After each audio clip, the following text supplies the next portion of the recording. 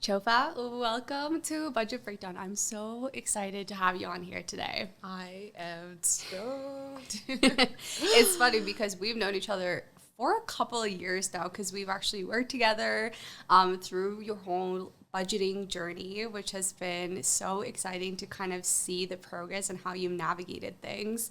But for anyone who's listening, what can you tell us about yourself? Like, what do we do for work? Where do we live? Anything like that to add some context would be amazing. Yeah, so I live in Vancouver. I'm very lucky to be sort of a neighbor to you. It wasn't Yeah. that far of a drive. Yeah. I'm currently working at a tech SaaS company. So I am a enterprise customer success manager. I work remotely, and that's been amazing. But before I worked at this company, I had my own online coaching business for about 4 years. And then that's kind of how we connected on the Instagram coaching space, content creator space. And then, that's kind of where it all started, I guess. That's where it all started, yeah. So what does that, like, transition now look like from what you used to do, being self-employed with all of that, versus going into, like, a full-time salary job? Like, has there been a lot of change when it comes to that?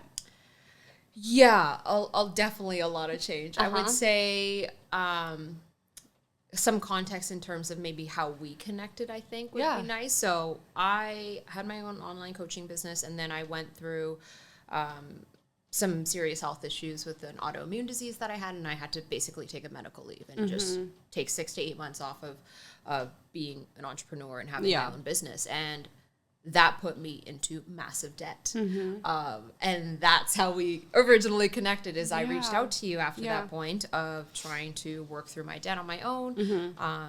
Was, baby steps and incrementally successful. But I knew I wanted to work with you to really get my debt cleared and debt paid off. And that was also part of the journey in then going back into the workforce and becoming, a full-time employee again. Which has had its highs and its lows, ultimately in this, I guess, stage of my life, that's what's allowed me to pay off all my debt and get to the other side. So. Yeah.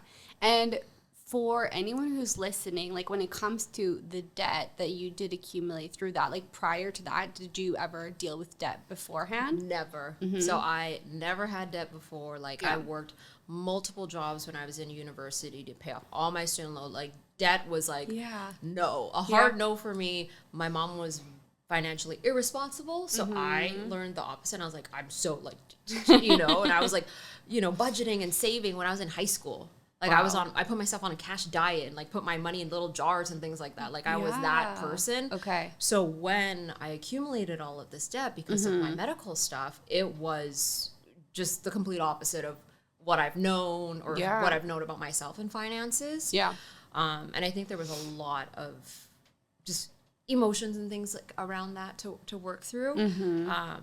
But I would say it has been one of the most, like, incredibly growing experiences for myself. For sure. I mean, it's just amazing to actually see what you started with and where you came from, and then like working through all that debt and figuring out a solid plan, and now you're in a place where you're actually like past that, and now we can talk about like all of the fun stuff when it comes to budgeting and finance. Yay. That's like the nice part, right? But did you feel like when it came to the point where we started talking about like your debt and that debt journey, like, did you feel like the structure was really helpful and needed when it comes to that? Or was this something where you're like, I could probably figure this out on my own? But was it like, what made you want to kind of like reach out and have this conversation with another person? Yeah, I think I had already started like, okay, how do I start paying off this debt? Like, I think when at the end of like my 8 months off or whatever, and I was single, I was living in a high-rise building in Vancouver. It's very expensive, like, all the things. At that point, I think I had like $30,000 of debt. And I was like, okay, how do I get back to the workforce, start making money again, and then start chipping away at this debt? And I think by the time I got it down to maybe like 23,000. And I was like, I just need help. Like, I was just, my hands were bound, and I'm like, I just want a professional to step in and help me identify the gaps that I'm missing. Sure. Because, of course, like, I'm the only one looking at this. It's Yeah. only my point of view. Yeah. Like, I don't know the things I don't know. Sure. You know, and I've been following your content for so long. Mm-hmm. I already had my own spreadsheet, but of course it was nothing like the spreadsheet that you had. And I was like, I think it's time I just get really serious about this. And also, at that time when I reached out to you, I was making some very hard decisions around how do I get myself out of this debt. So it was like, I moved out and I moved in with friends for the first time in my life. I've never had roommates before. Wow. And I was like, it's time. Like, I'm serious. I need to get this debt paid off. It was weighing on me way too much mentally, physically, the stress, everything. I was like, okay, I'm moving in with my friends. Never lived with anyone before. I've only ever lived by myself and like my family. Sure. So I was like, okay, I'm serious about this. I like sold all my belongings, moved into a little bedroom, you know, and I was like, okay, what else can I do? Right. You know, and that was really the thing that I was like, if I'm doing all of these, making all these choices and willing to sacrifice all like this, like, let's just go all in and get professional help. Yeah. I mean, that is honestly so amazing that you were even able to like, like, I'm going to move out, I'm going to live with roommates, and I'm going to sell a bunch of stuff that I no longer use. Like, that's huge. Like, I feel like a lot of people aren't even able to do that. Yeah. I think for me, I think I just reached a point in my life where I was ready to let go of everything. Yeah. I was like, you know, I'm single, I'm living in this fancy ass building. And I'm like, okay, I have $30,000 of debt though. Time for a like, new this chapter. Is not fun. Yeah. Like, this is not a good look. Yeah. You know, and I think there's a lot of this perception that we feel like we have to maintain and upkeep. And then it's like, you look at your finances and they're in shambles. Yeah. And I'm stressed out. Like, why am I doing this to myself? Yeah. You know, when I knew my two best friends at the time, they were open to having a roommate. And I was like, well, maybe this is like the perfect opportunity. Totally. Like, I wouldn't want to live with anybody else. Yeah. You know, and it worked out beautifully. Like, we had the most fun when we lived together. It was just the best time, and I'm so happy I did it because it really helped me get out of the debt a lot quicker too. And then I had my new job as well, which accelerated it significantly. Yeah. I'm curious, did you also like talk to your friends about what you were going through as well? Yeah. They knew.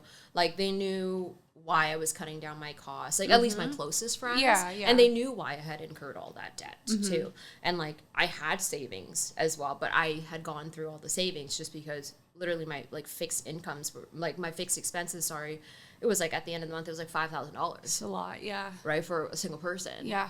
You know, and then I make a lot of money. Yeah. And then it's like, okay, I wasn't making enough money. And then I also, you know, had a lot of bills to pay, and I'm one person, and I'm trying to pay off this debt. Yeah. So it just felt like, okay, something drastically has to change, or nothing's going to change. Yeah. And that's what it was. I'm so proud of you that you went through all of that, and you like took you just did the right things, and you were like, okay, these are the steps that I need to take to make an actual change. And I feel like instead of having that, it could have dragged out for 5-10 years, right? For sure. Which is, I think, a lot of people do. Definitely. Instead of just like, you know what? I'm just going to like wind it back down a little bit and just get this done. Yeah. I'm very much like, rip the Band-Aid off, just make the sacrifices for like the next couple years, and then I'm better off versus like having this slow burning pain for like 10 years. I'm like, that weighs so much more on me stress-wise. Yeah.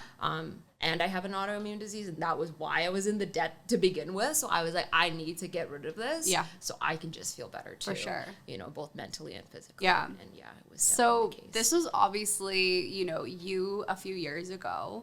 Where are we at now? What does your relationship with money look like? And like, how are you navigating it now?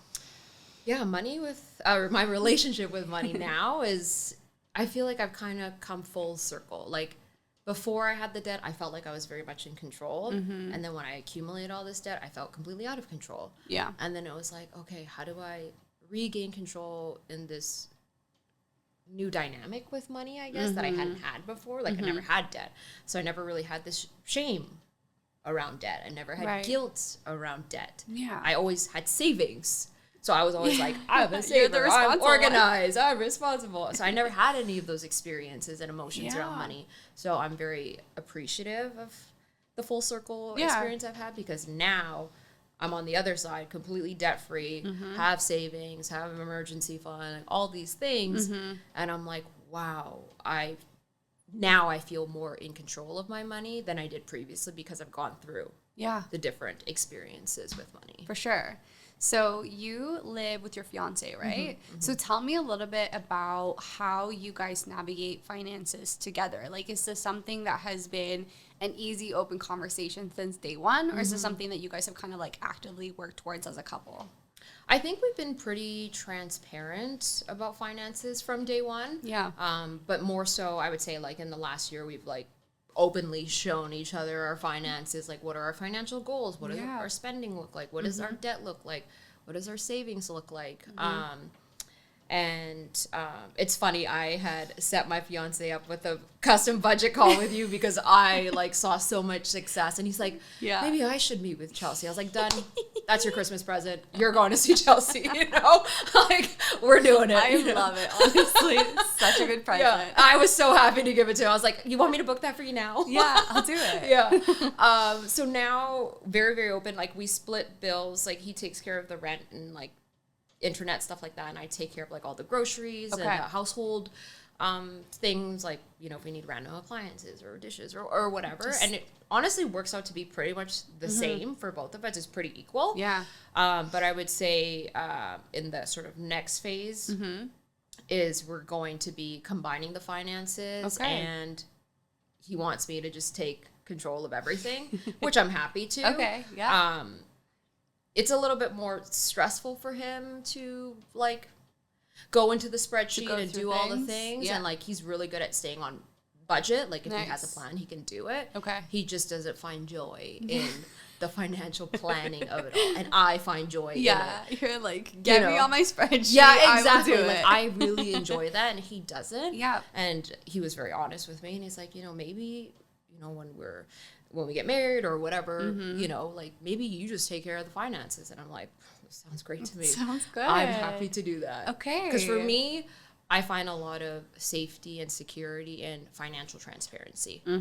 So for me, I'm happy to take care of all the financial planning. Yeah. If it means I see everything. Sure. And I know. Yeah. And I don't have to ask you. I just know. Right. And then here's your budget. Here's my budget. We do our things. And then that's it. Easy. We don't have to fight about money. I know exactly what's going on. Yeah. Have you guys ever, I'm assuming not. Like, it doesn't sound like you guys have, like, fought about money. Like, it's probably something that's been really positive in your relationship. Like, not at all. Yeah. And we've talked about that, too, is why we have these conversations. Because we know a lot of couples, a lot of the fights come down to money. Yeah. And the miscommunication of it, or just lack of communication and transparency. 100%. Right? And it makes sense. Like, if, you're both contributing to the household, but one person's making these kinds of financial purchases or decisions without your input or just consideration, and then we're like, are we both working towards our goals together? What are our goals? Exactly. Are we even aligned? Yeah. So it makes sense where there's so much opportunity for those fights to come from money. And I think if we, at least Andrew and I, my partner, we just identify, like, what are our strengths and what do we enjoy and what do we not enjoy? And there's other things, like, I don't do, and he does all of it. I'm like, perfect. So just figuring out what we like to take responsibility for in our partnership. I think it's such a great life hack and advice when it comes to couples, especially when you live together and all of that, and, like, tapping into marriage, and if that's the path, right? It's like actually working to to each other's strengths, right? Like, and what are the things you actually don't mind doing? Like, because there's probably things that we really don't care for, both of us, but like, hey, you can obviously make some sacrifices in that sense, but tapping into what the strengths are, and, like, that can be your kind of responsibility and things like that. Exactly. So is this kind of switch going into the combined finances, is that happening when you guys get married, or?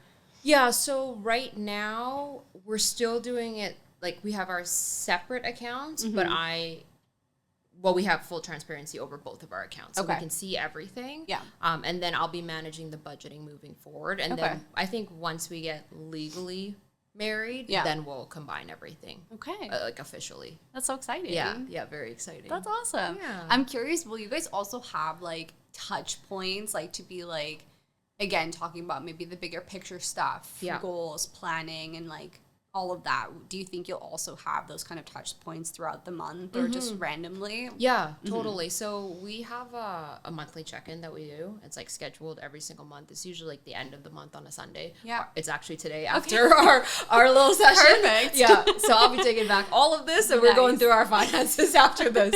Yeah. So it happens at the end of the month on a Sunday, and we go through like different parts of our relationship and like things like that. Yeah. And lots of questions and reflections. And then there's a part that we always go through, like the budget and financially where we're at for the month, like were we over budget, under budget, where are we at with our financial goals, like if we're saving for trips, where are we at, like what, you know, what's happening. So I love that. That sounds so healthy. That's so good. Oh my gosh. Okay, so now tapping into, obviously, like we'll go through your numbers and budgeting and all that good stuff. Are we gonna be working on like a household basis, or are we just going to work from your kind of spending and budget for the...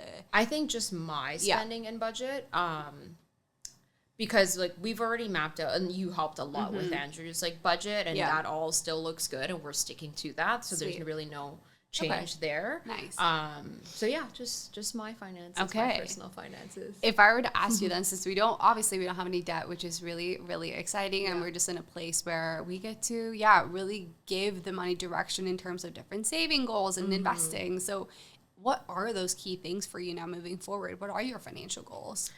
Yeah, so I would say biggest thing, or I guess first biggest shift is like I just recently got incorporated. So now I'm paying myself a fixed salary. How nice is that? Yes. Very exciting after I paid last year's taxes. So I'm like, we're not doing that again. God, yeah. Not doing that again. And, you know, thankfully we were organized. We had the tax money ready to go. Didn't want to send it to them, but we did. It's big all bill. Yeah. And now it's like never again. So got incorporated. So now we're paying ourselves like a little conservative salary. You know, so it's like, okay, I really have to stay on budget, because before it's like you're like, oh, I spent an extra $1,000. Doesn't really matter. Yeah. You know, whatever, right? And it's like with my job too, there's a lot of opportunity to get bonuses and make more commission. So if I did, it was just like plus. Not that I would spend it by any stretch, but it was just like, well, now I have even more cushion. Now there's more cushion. 100%. So it was always like, there's always a little wiggle room. But now I'm paying myself a fixed salary. So it's like, okay, we've got to make sure we're staying on budget. But I would say definitely savings wise, saving for our wedding. That's the number one thing saving for right now. And then just little funds here and there. For different trips and things like that. But wedding, different saving funds. Investing is definitely like the long-term goal, but I have felt the most intimidated by that piece. But yeah, that's kind of where my head is at financially. Talk to me quickly about feeling overwhelmed about investing. I just don't know. It just feels like a whole other world, whole other language. You know, like, I mean, it's fair. Yeah, it's like, okay, I know what a TFSA is. I have that. Okay, great. Now what? You know, and then it's like, there's just so many like options, and I just don't even know where to begin. And I don't know, you know, like when you're thinking short-term investing or long-term investing, or like, is that even a thing? I don't even know. Yeah. You know, so I just feel like there's so much information that I don't know that I don't do anything instead. Okay. So instead, I'm just like, put in savings. All these like 8 different buckets of savings. But I know I could be doing more with my money. Okay. So are we doing any like consistent investing right now, or no?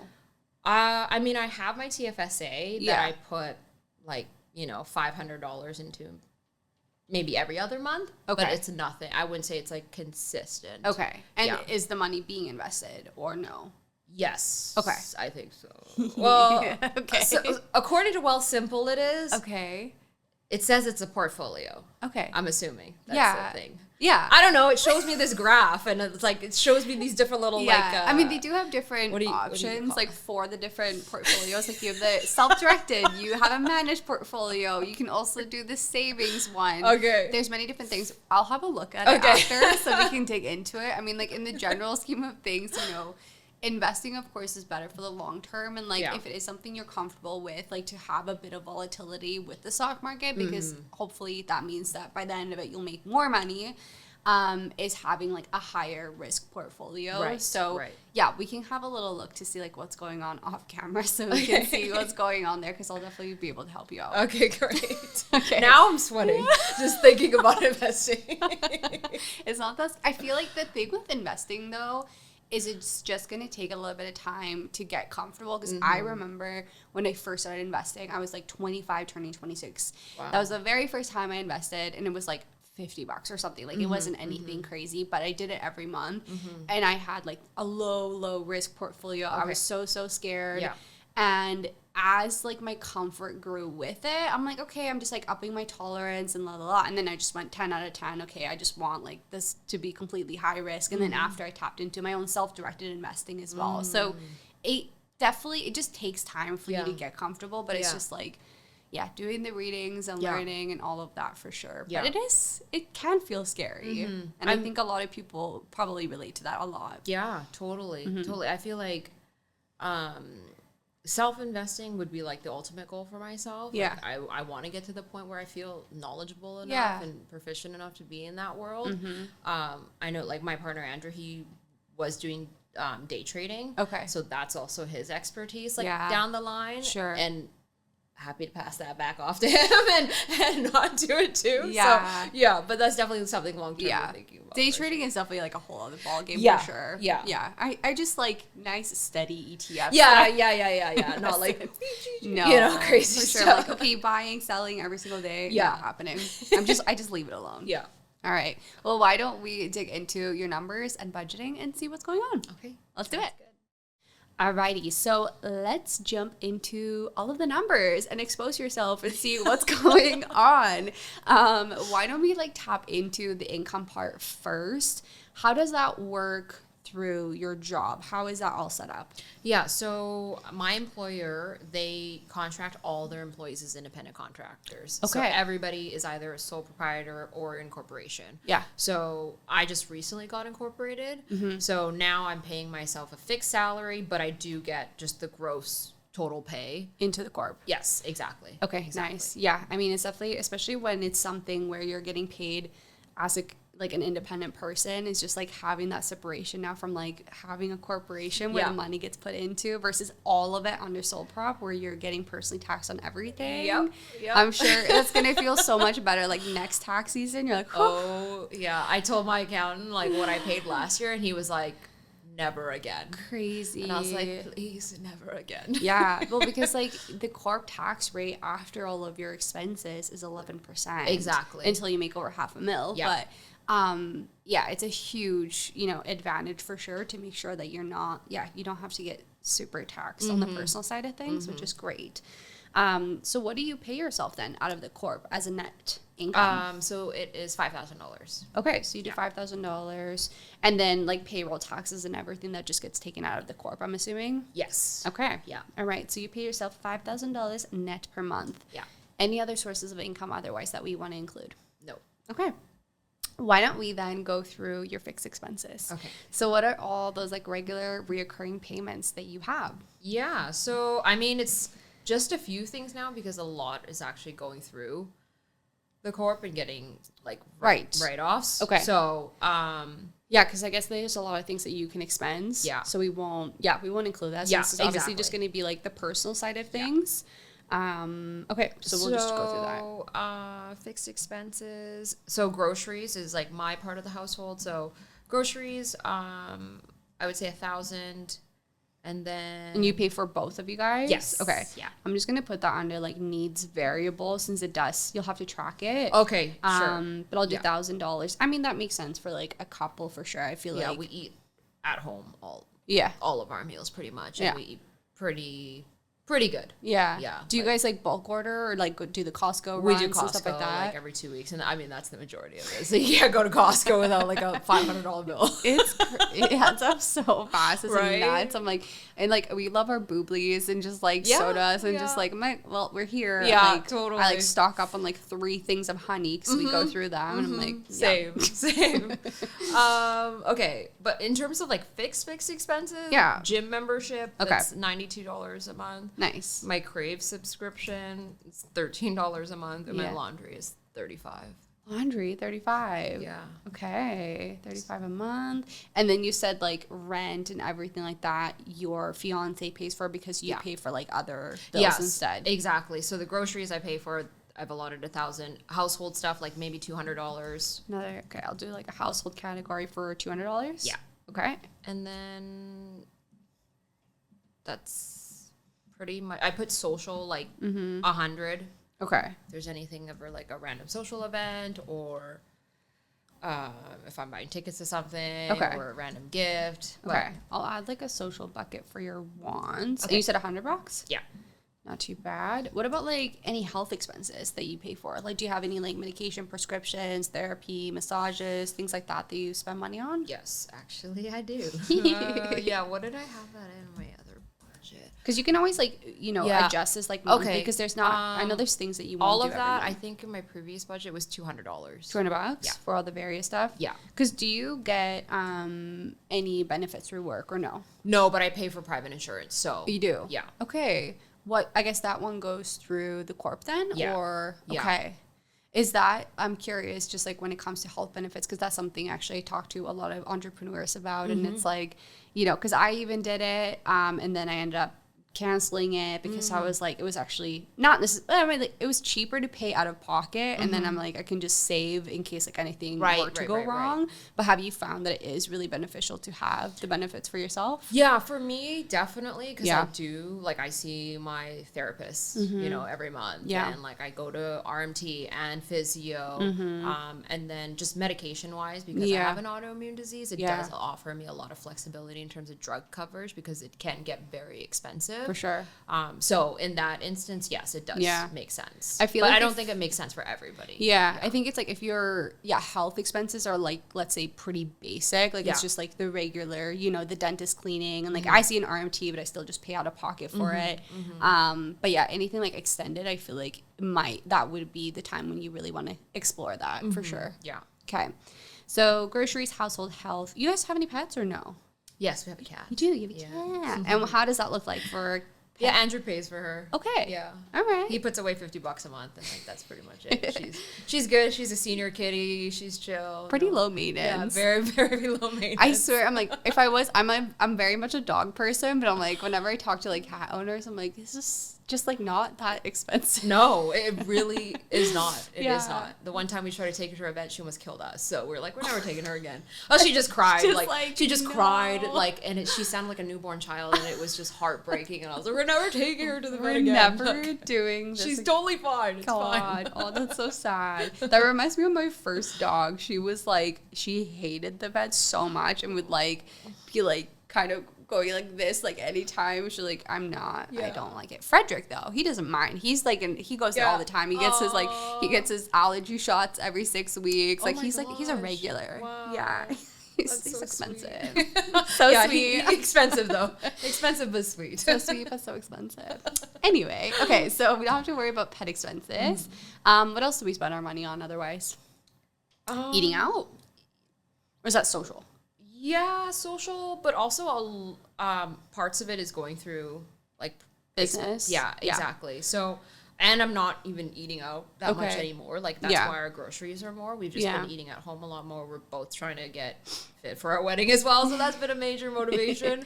Very hard to be fit while eating out 3 times a week. Yeah. And it helps the budget. So Yeah. yeah. So I guess most times probably when you are eating out, you can likely expense it. Yeah. Okay. What else? I mean, beauty, shopping, like what are other categories of spending otherwise? Like personal care, skincare, makeup, that kind of stuff? Yeah. I don't spend any money. Well, after working with my accountant, he was like, there's all this personal expense stuff that you could write off. And yeah. There's some accounts going to be more flexible. And There's a lot of gray areas. Yeah, There's totally. a lot of gray areas Yeah. for sure. Yeah. And it's, for some things like that I'm able to like claim under my corp, I still budget it in, like, for example, like eating out, even though I can like expense quite a bit of it depending on like who I'm going out with. Right. But the thing is like I still put it under my own personal budget just so I'm like, okay, even though it's not coming out of my personal account, I'm like, just so I know that I'm living like within this budget that I want to allocate for both personal and business. So it's like I just end up saving more at the end of the month because it's coming out of the corp. But that might be something that you can think about, Okay. but it doesn't really sound like you spend much anyway. No, not really. And I mean, like, I've kind of split up the spreadsheet now. So one is the corp and one is mine. So I'm tracking both. So good. Just so I can see exactly where it's coming out of. Yeah. And it's not like I plan on eating out more just because I have this to write off. Like that happens to a lot of people. Oh, it's like, because that's what they'll do is like, okay, well, I can claim, X amount of dollars under the business. And then they're like, oh, but then on the personal side, I can still spend an extra $200. Like, so just, you end up spending more because you know that you can claim part of it. Right. Okay. So that makes sense. Yeah. No, we're not trying to do that. I'm just trying to, whatever I was spending. Yeah. That's fair. Okay. Yeah. So we have social for $100. Yeah. Do we spend anything else? I'm like, are we okay? Yeah. I'm like, because I think it's important too. We have no friends. we talk about balance here a lot. Where I'm like, it's important to obviously like enjoy our money now, and like whether they be hobbies or activities or just random things that you like spending your money on, and not feeling restrictive. Yeah. Obviously, you can save and invest a shit ton of money, which is really, really exciting. But I want to make sure you're also like having a good time. Yeah, I mean, we could put 200 to, really Miscellaneous. Yeah, sure. Okay, a miscellaneous. I'm gonna write miscellaneous fun. Okay, that sounds $200. Do we not spend anything else?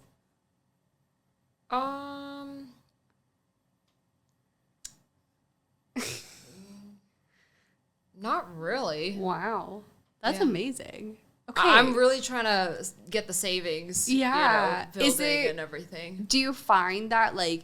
Is it because you have a lot of like? Let's talk about like when it comes to the wedding and travel and obviously investing. Is that also why you're really wanting to like cut back a lot of regular spending? Okay, definitely. I just feel like also in my job right now, like I'm making decent money. Yeah. And I just want to really be smart with that. Yeah. And take full advantage of my ability to save as much as I can. Like our rent is really cheap. Our like living expenses are really cheap considering we live in Vancouver. Yeah. Like we live in the West End. It's an older building. Yeah.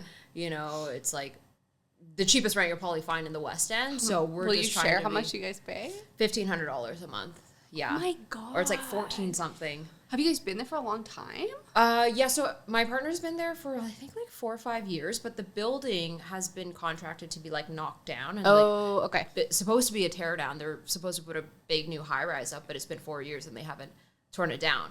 And it's just been like they just keep pushing the deadline, but the rent isn't going up. Yeah.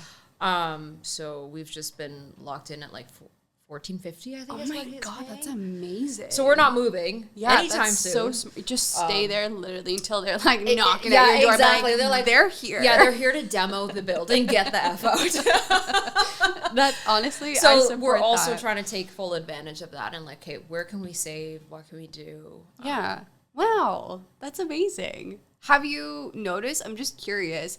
Like, has your spending changed a lot in the last like few years? Or 100%.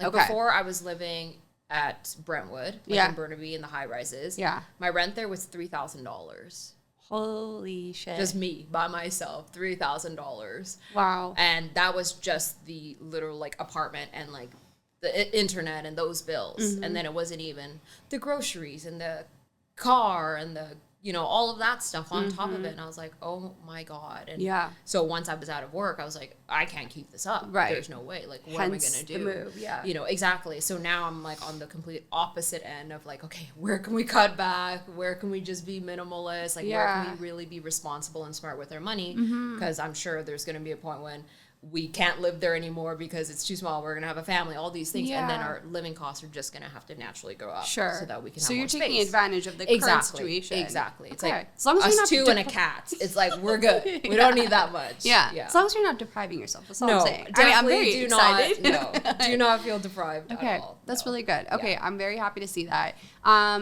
Actually, talking about like transportation, is that all done through the business then as well? So you can claim all of that? Yeah. So we don't have to worry about that either. Yeah. Okay, I mean, I'm at this point. Let's go into savings and investments, which is really exciting. So tell me a little bit about what kind of accounts we have set up for like your savings and investing side. Okay, so I have just like I call it like my liquid savings, basically, just like a cushion buffer. Sure.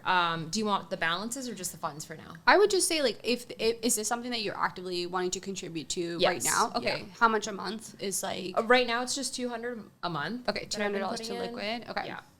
And then my annual fund, that was something that you helped me set up for like annual subscriptions, contact lenses, things like that. Isn't it so nice to have? Oh my God, yeah.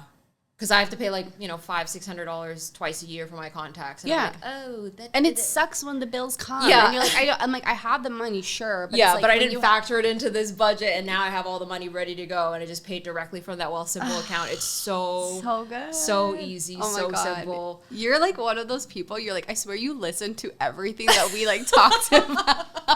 Because I'll be like dorking out over like sinking funds or like all these different things, and you're literally like, yep, done it. Well, you're like a success story, so I'm like, why wouldn't I do exactly what she told me to do? I love it. Okay, so annual bills, how much do you contribute? $200 a month. 200. Okay. Yeah, and then I've got an emergency fund. I've been putting $500 away for that. Okay. How does that look like in terms of your emergency fund? Because right now, if I'm looking at your calculations, like 1 month emergency fund for you is really like $2,000 based off your current expenses. So like a 3 month would be $6,000. So how much are you wanting to like put into the emergency fund? Like, what's your goal? I don't really know. I've just been putting $500 away. I mean, the balance of my emergency fund now is at $22,000. Whoa. So I'm not really. Chaufa, I don't know. Okay.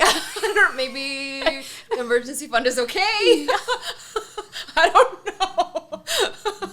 I've just been putting everything into savings, knowing that I'm sure I could be doing some investing stuff, but I just haven't even touched that. We're going to leave. Okay, I'm going to keep the 500 for now. Okay. But with that amount, that's a lot that you've saved. Like, that's a lot of months. Like, if you were to, like, not get any income, you'd be fine. Yeah.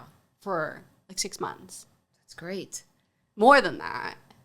Wait, 20? How much did you say? 22. 22,000.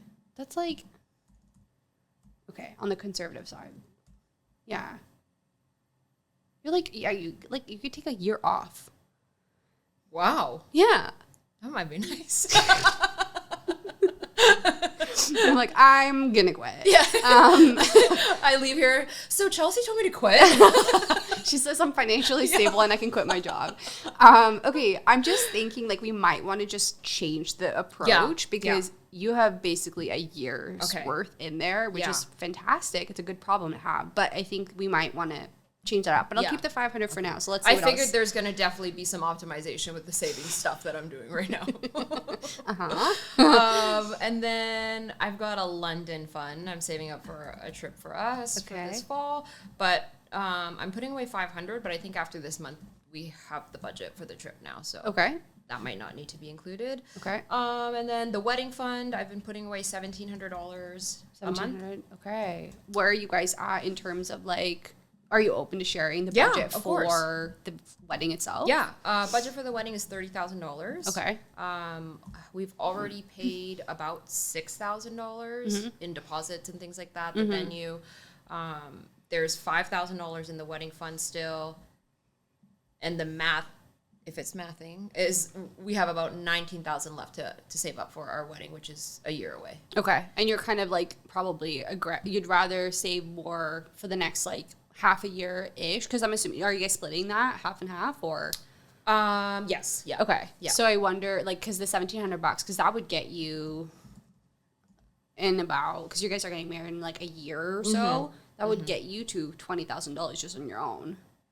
So if you were to save $1,700 a month, so you could probably stop after a certain point, which is really nice. That's true. I could stop earlier then. Yeah. Or you could do less if you wanted to, kind of thing. Okay, but I'll keep the $1,700 and we'll keep it in there for now. All right. And then I just have a fun fund for myself, which is $100 a month. But I haven't done anything fun with that fund at all. So that means you're gonna have a really fun time and you end up taking it out. And then personal travel fund, I've been putting $500 away just for any other like random travel trips that I'm doing by myself. Cool. And then the TFSA, I had like put in $500 per month. Okay. Yeah. $500 per month. But that hasn't been consistent. Yeah. So that's like a goal, $500. What about the other registered accounts, the RSP, FHSA, like home ownership? Like, what does that look like? No, we don't have that. Is it something you want to Yeah, we've talked about it. It's not number one priority. Like, we have a goal of wanting to, I mean, wedding's going to be the first thing. And then after that, we want to save up and potentially like invest in a business or buy a business. Like, that is more important to me than owning a home. Yeah. So that's kind of what we're working towards after the wedding. Okay. So it sounds like you probably want more flexibility in terms of where that money is. Yeah.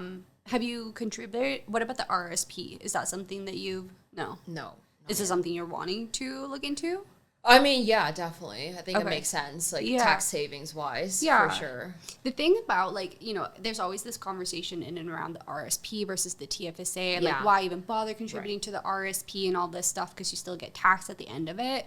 But what I do like about the RSP, whether, you know, tax aside, I like it because it's kind of like a forced retirement investing account because people don't want to take money out of it early. Right? So like with the TFSA, for example, you can take money out all willy-nilly and you won't get taxed on it. So that's why I like the RSP because it kind of like you'll be like specifically investing towards retirement in that, and you likely, it's a small percentage of people that really touch it. Like people is like, if you get money out of the RSP, that's usually like a worst case scenario for a lot of people. So might be something to explore too, to open up, just to like have it. Yeah. Because then also like, again, it'll reduce your taxable income too. So maybe you actually will get a refund next time. Wow. On the personal side. That'll be a first. Yeah. Like, I mean, that's the thing, right? So you can end up, because you are contributing to the registered account. So that might be something we want to add into it. Yeah. I'll put in RSP. I think the FHSA, that might be something you can think of. I don't know. Because, I mean, from my knowledge, there's not much flexibility in terms of taking that money out unless it's for the home. Yeah, so it'll kind of work the same way as like the RSP. Like if you do take money out, it'll get taxed. Yeah. The thing with it, obviously, is like the nice part is like the money grows tax-free in there. It is tax deductible against your income. If you don't end up buying a home after 15 years, which is what the timeline is for to have it open, you could move that money into the RSP. And that's completely done, like no taxes. And it's just a top-up of your RSP. Oh, interesting. So something to explore because you have some flexibility there. The way that I like to look at it is like it's basically like a home savings account, but it can also go towards retirement if you choose to like not go down the path of buying a home either. Okay. So then what is the benefit of going FHSA if I'm not sure if we want to buy a home versus just going RRSP? I mean, honestly, if it were either of the two, and if you're contemplating maybe one day we'll buy a home, I'd probably rather prioritize the FHSA first. Okay. Because then at the end of the day, if it is going to go towards retirement later on, you can just get moved over. Oh, I see. Because you can't do the inverse. Yeah. Okay. Okay. Something to think about. Yeah, definitely. Yeah. I didn't know that. Because I honestly just assumed like, okay, it's like just for the home Just purchase. for the home, and then you're basically and then like, if I don't want to buy a home, I can't do anything with this money. Yeah. You can just, you just move it over. So even for people who have like, let's say you've maxed out your RSP, you can still move all of that money over from the FHSA to the RSP without it affecting the contribution room. So it's basically like a top up of your retirement investment. So it is a really great account. Okay. So you have some flexibility there. Okay, that's really good for sure. But I would say in your shoes, the TFSA makes the most sense. Yeah. Because I think you need that flexibility as well. Yeah. And you can even open up like two separate TFSAs. Like you can have one that's like a lower risk, lower to medium risk. Because if that's one that maybe you'll use in the future to invest in a business, you can take money out of that one. But then you have a second account that's like your high growth, high risk portfolio that you really just want to have it sit there to try to, get it to build you some wealth throughout the years. And like, you're like, this is like, if I touch this, it's worst case scenario kind of thing. So it's kind of nice to have two different ones for different reasons. Oh, wow. Yeah. Oh, I did not think about that. So many options. Yeah, wow. But why don't we have a look? Because I've just included the TFSA for investing for right now. Okay. Right now, so we're in the negative. So we're basically setting too much money aside. Yeah. I would say the emergency fund, I would completely pause. Okay. Because you have a year. Okay. Of savings. Okay. I feel like that's something we don't necessarily need to contribute to. Okay. So that still puts us in the negative.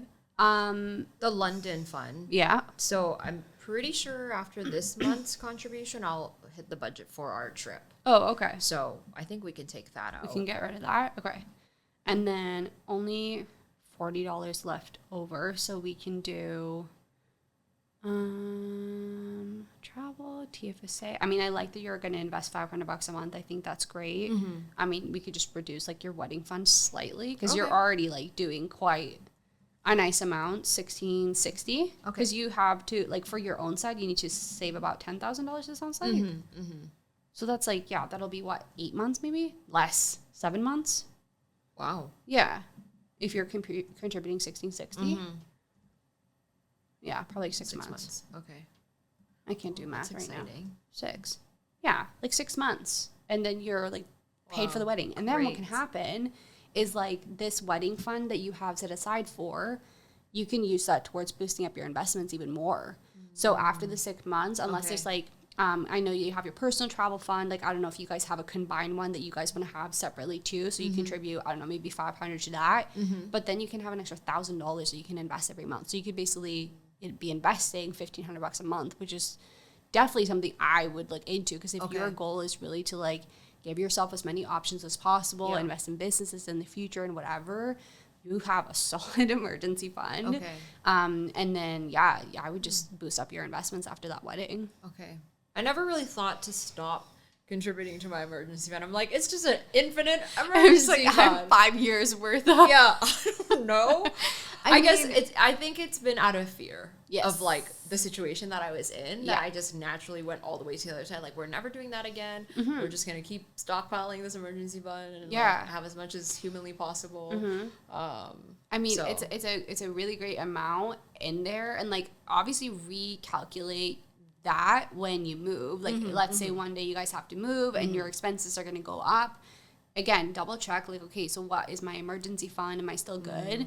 I would say in your situation, I would say at least a 6-month emergency fund is really solid. Okay. So you're way above that, which is amazing. But if I were in your shoes, I wouldn't continue to contribute, because then it's like, I'd rather you use that money to invest instead and make your money work for you. Yeah. You know? Totally. Yeah. Okay. So after the wedding, then it's like, you could move. Yeah, after the wedding, so I would say, that $1,000, like I would use that to top up for your investments in the future.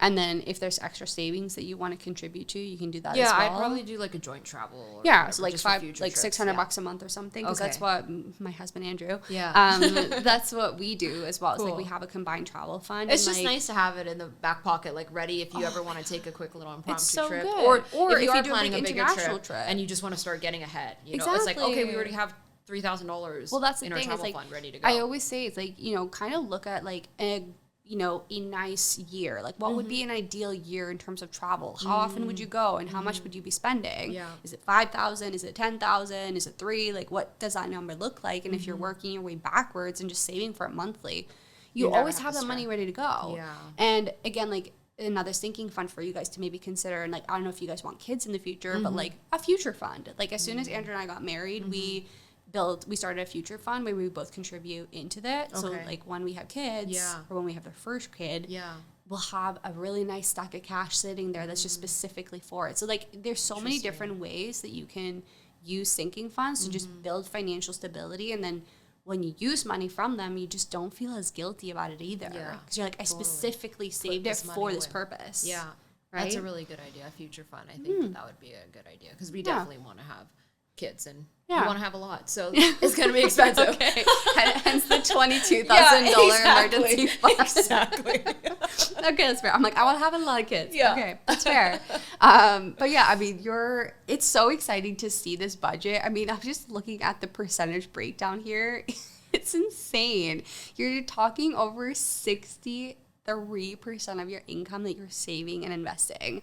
And obviously, like, I would like to see the investment side go even higher. So like getting that to 20%, because that's just going to give you so many options in the future. If you're investing like $1,000 a month, $1,500 a month, like, you'll be in a good spot. You'll be like, when you're like 40, 50, 60, you're like, thank you so much for doing that. Okay, yay. Because you'll be putting, I mean, this is just incredible. Like, okay, I will definitely be doing that for sure. This is making me like, I'm like, maybe I should spend less on the personal side of things because damn, girl. No, you just need to live in a building that's going to get torn down. Is what it is. Still coin operated laundry. Hence the laundry budget. Exactly. Hence the laundry budget. 35 loonies per month. Damn, girl. That's crazy. Yeah. I mean, this is just fascinating and it's so exciting to see and like it's amazing to just like to have known you for a couple of years and like the everything that you've gone through and like from when we first met and where you're at. And, like, you took all the notes, the tips, and the things that we talked about. And, like, I remember the first, notes that I gave you with, like, the breakdown. And I'm just, like, and we were going back and forth. Like, I was having a little chuckle when I was reading that because I'm like, this is so crazy. And now to this is crazy. Yeah, it's very exciting. I remember, like, after our, one-on-one call and everything, and like after a couple months I was like emailing you like all in capitals like Chaufa, like sharing all these updates of my credit card, like paid off the first credit card, and then I sent you a screenshot and it was like a couple months later, paid off the second credit card, another screenshot.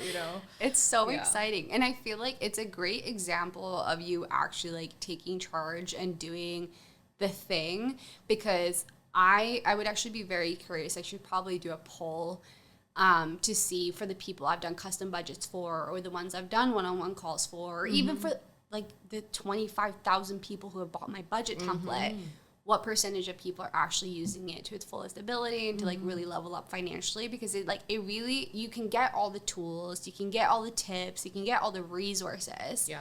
But the only thing that's going to change it and like what you're currently doing and make your goals and dreams and all that stuff happen is like you. It's going to be that one person, and I feel like I'm sure that there's a lot of people who necessarily haven't been ready to take those steps. Like, I've had people who have bought a budget template, like, let's say 2 years ago, and then they decided, like, okay, I haven't actually implemented anything. I'm going to buy a custom budget where I kind of give them some guidance, too, and, like, maybe that's their extra thing.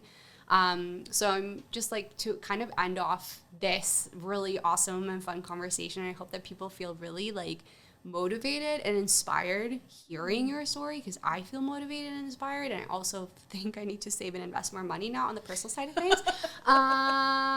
But for anyone who's listening who's kind of like maybe they're currently in that spot where you were at with $30,000 worth of debt, like what do you want to share? Any like tips, tricks, or words of encouragement? I would say, like, your debt doesn't define you. Yeah.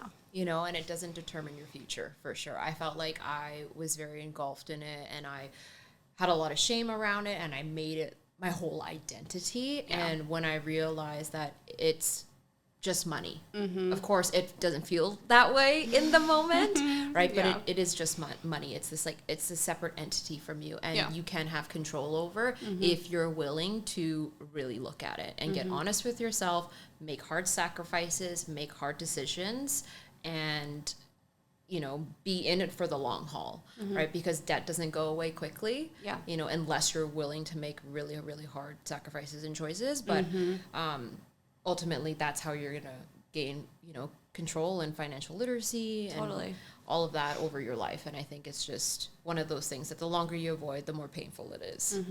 I think avoidance is a huge part, and shame is also a really big part. And I feel like that's also why I'm so excited to open up these kinds of conversations, because I think, again, the more people talk about it, the more normal it'll feel. And I feel like it just it gives people that sense of again, motivation and inspiration that they need to get through things. Totally. Because we can do it. Yeah. It's just maybe you just need someone else to say something that's just that's your kind of aha moment. Okay, I'm going to do it now. Yeah, and there is a way out, right? And when you're in it, it doesn't feel like there's a way out. And if someone can just show you a path or the light or something, right? That there is potential and there is a possibility, it just makes it that much easier to start on that first step. For sure. Yeah. Well, thank you so much for sharing your story and coming on here and having this conversation. I know that there's going to be lots of people who are going to listen in, who are just going to feel so good and inspired, again, by everything that you've said. Aw, thanks, Chelsea. It's so nice to actually meet you in person. Like, we've been connected for years, Yeah. and you've really helped me change my life financially in so many different ways. So I'm so excited to continue to save and invest and you know, do all the things you tell me to do. Hell yeah. I'm gonna keep like doing this. Like, how are you doing? Tell me everything. Yes. How's investing? Which we'll talk about. Definitely going to do that. Amazing. All right. Well, thank you so much again for coming on. Thank you. Thanks.